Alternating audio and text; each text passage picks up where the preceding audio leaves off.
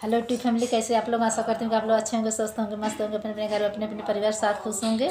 और देखिए, एक बहुत सुंदर पूर्वी गीत सुना रहे हैं हम लोग। बहुत बढ़िया गीत हैं, आप लोग सुनिएगा। ढेर सारा प्यार दुलार आशीर्वाद भरपूर दीजिए। चैनल पर नए हैं, चैनल को लाइक सब्सक्राइब करिए। कमेंट करके जरूर बताइएगा कि हम दोनों लोग का गाना आपको कैसा लगा।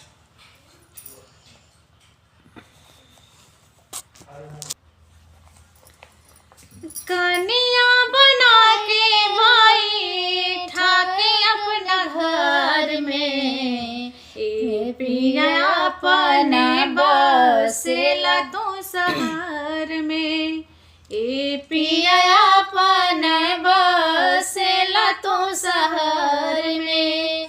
कनिया बना के भाई कनिया बना के भाई ठाके अपना घर में, हे पिया अपना बसेला तू शहर में, ए पिया अपना बसेला तू शहर में। कि का करे कहवा जाई, का करे कहवा जाई जवानी के कहर में, ए पिया अपना बसेला तू शहर में, ए पिया अपना बसेला तू शहर में।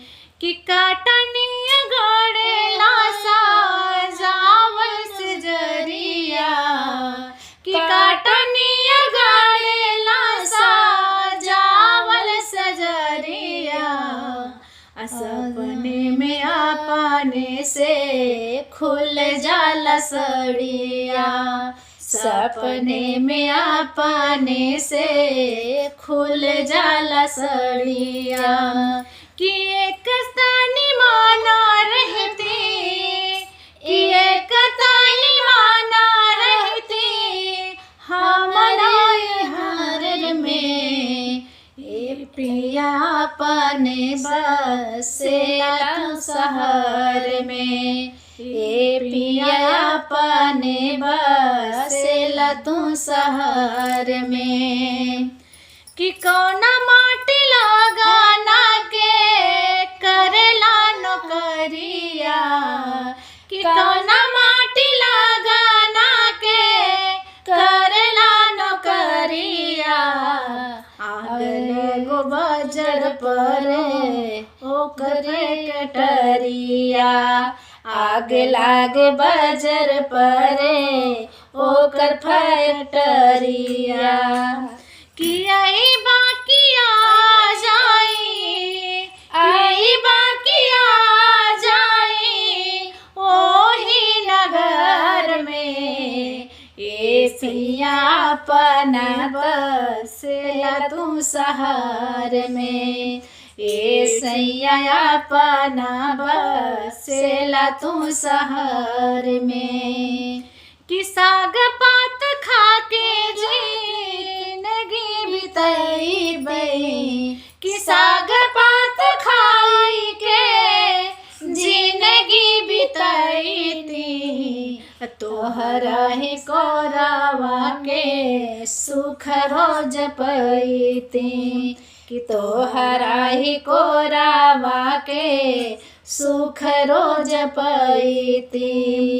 कि बिरहिन बनैला एही, कि बिरहिन बनैला एही रे उमर में, अपना बसेला पिया तू तो शहर में, अपना बसेला पिया तू तो शहर में, अपना बसेला सैया तू तो शहर में। कनिया बना के भाई ठाके अपना घर में, कि कनिया बना के भाई ठाके अपना घर में, ए पिया अपना बसेला तू शहर में, ए पिया अपना बसेला तू शहर में। हम लोग का गाना आप लोग कैसा लगा प्लीज़ सुनिएगा, ढेर सारा प्यार दुआ से भरपूर दीजिए। चैनल पर नए हो चैनल को लाइक सब्सक्राइब कमेंट जरूर करिएगा।